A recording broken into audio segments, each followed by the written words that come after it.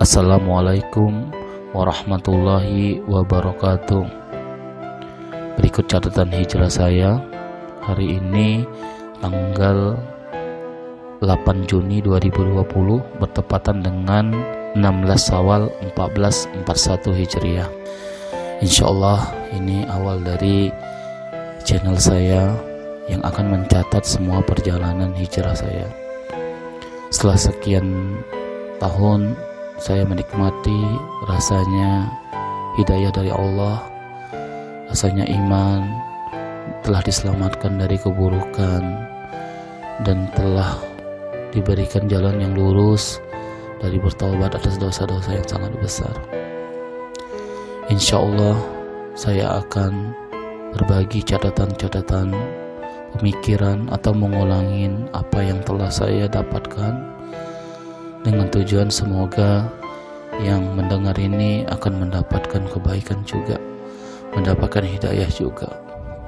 Semua record yang saya bikin ini hanya saya bikin di saat saya selesai sholat tahajud, insya Allah. Pertama-tama catatan ini saya akan mulai dari perjalanan hidayah saya. Saya waktu itu tenggelam dalam mengejar dunia. Saya tidak bisa bercerita tentang dosa karena dosa itu hanya tidak boleh diceritakan apabila kita telah bertobat. Yang pasti saya tenggelam dunia hedonisme, tenggelam dengan nikmatnya harta, nikmatnya dunia modern lah ya. Kemudian saya telah menikah dengan wanita yang soleha, saya memiliki anak, perlahan saya memulai menerima hidayah, mulai sholat, tapi tetap saya tidak bisa meninggalkan kebiasaan-kebiasaan yang tidak sesuai dengan sunnah. Suatu hari tibalah yang sangat bersejarah. Saya bawa mobil dari Jakarta ke Tangerang, dan di pertengahan jalan tol bandara, di saat jalur cepat, saya tiba-tiba dada saya kram. Saya benar-benar tidak bisa bernapas, dan mungkin setelah didiagnosis ini adalah asam lambung. Saya stop mobil saya. Di saat itulah saya merasakan tiba-tiba tubuh saya ingin meninggal, saya ingin mati, dan ada ketakutan yang luar biasa di dalam diri saya. Di saat itulah saya berpikir bahwa ya Allah, berilah saya kesempatan untuk bertobat ya Allah. Jangan sampai saya meninggal pada saat itu. Saya ingat dosa-dosa saya ingat siapa yang nanti mengurus anak dan istri saya, dan saya pun ingat hutang-hutang riba saya di bank. Alhamdulillah di bawah jembatan flyover itu ternyata ada seseorang yang lagi mungkin bertugas memang benarin di bawahnya untuk bersih-bersih. Hanya saya minta dia untuk beli minyak angin. Kemudian atas pertolongan Allah juga, dari sekian banyak mobil yang saya stop, ada satu yang berhenti. Cuma dia tidak bisa bantu saya karena dia seorang sopir. Alhamdulillah, terima kasih, masih ada orang yang baik, dan dia memberikan aqua. Karena pada waktu itu saya benar-benar tidak ada air mineral, tidak ada minyak angin, jadi tubuh saya benar-benar menggigil dan mau pingsan gitu ya. Saya sampai duduk di belakang mobil menunggu kali aja yang bisa dibantu. Akhirnya saya, setelah badan saya dilumur minyak angin dan saya juga sudah minum air mineral, agak berkeringat ya, agak mendingan. Kemudian saya telepon teman saya untuk jemput saya gitu ya, dan dia datang mungkin 45 menit kemudian. Jadi pada saat 45 menit itu saya muntah-muntah, kemudian saya mau pingsan, saya duduk di jalan dan tidak ada pun yang peduli. Alhamdulillah, benar-benar jalan Allah. Saya bertekad, benar-benar saya ingin bertobat. Kemudian teman saya datang dengan Grab, dan itu pun menurut dia banyak sekali perjuangannya, karena memang rata-rata Grab nggak mau naik kalau diberhentiin di tengah-tengah jalan tol. Tapi alhamdulillah jalan Allah, akhirnya saya diselamatkan. Kemudian dia bawa mobil saya pulang ke apartemen, dan kemudian saya istirahat, dan memang badan masih mual dan besoknya tetap mual, tetap mau muntah ya. Mungkin setelah ceritanya nanti diagnosanya adalah asam lambung. Kemudian saya dibawa ke rumah sakit. Nah, cerita di rumah sakit ini juga luar biasa, bagaimana saya benar-benar ada ketakutan pengen mati. Tapi kemudian saya datang di ruang ICU di salah satu rumah sakit di Pantai Indah Kapuk ya. Saya datang dan saya bilang sama suster sama dokternya, tolong saya pengen mau mati. Dan pada saat itu luar biasanya ruang ICU-nya penuh. Jadi mereka bilang sama saya bahwa oh nggak bisa pak, ini ruang ICU-nya benar-benar penuh dan kita antri. Jadi kita antri dulu mana yang paling parah gitu. Dan hari itu benar-benar banyak sekali yang sakit gitu ya. Terus saya bilang saya sakit, saya ini udah mau pingsan, saya mau meninggal gitu, udah ada rasa takut gitu, bisa-bisa pingsan gitu. Jadi tolong prioritaskan saya gitu. Susternya bilang nggak bisa pak, itu lihat orang masih udah terbaring di dalam di atas kasur gitu ya, di bawah ada yang udah nggak bisa ngapa-ngapain gitu, sementara bapak tuh masih bisa ngomong, masih bisa berdiri gitu.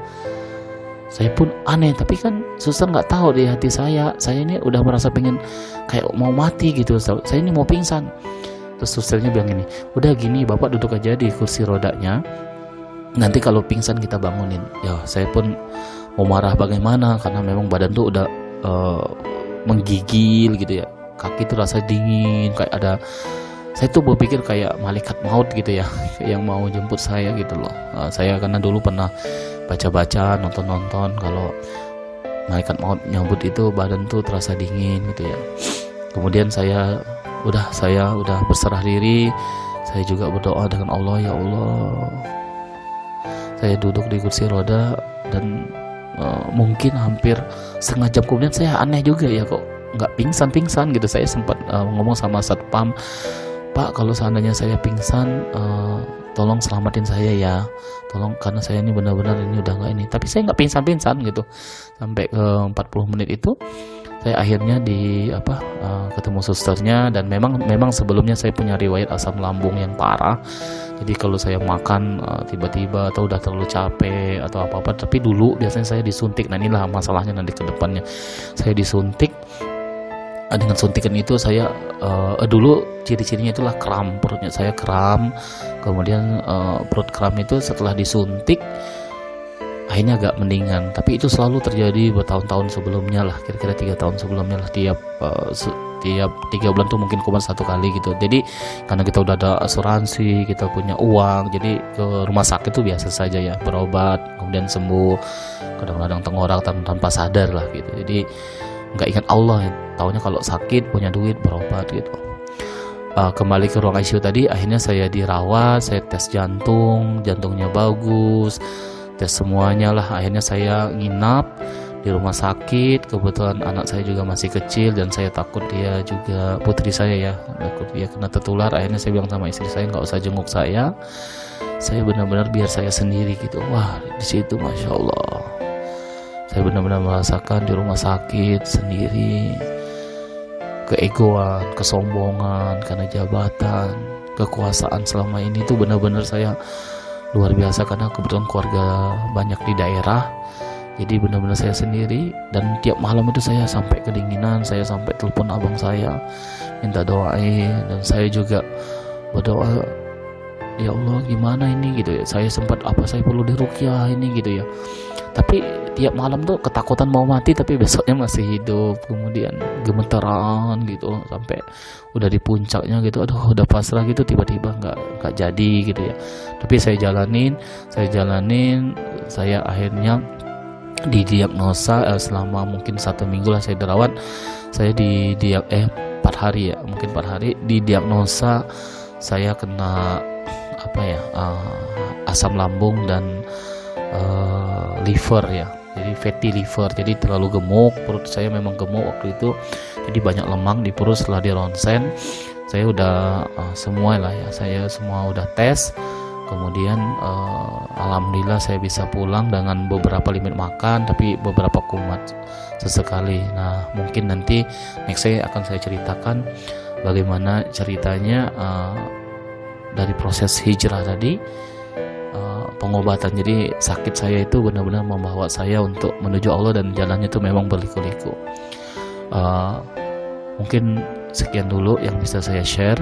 Nanti mungkin di nextnya saya akan share lagi tentang perjalanan. Jadi kita udah sampai mendapatkan hidayah, background saya dapatkan hidayah, kemudian saya masuk rumah sakit, berobat, udah didiagnosa penyakitnya, kemudian saya pulang ke rumah.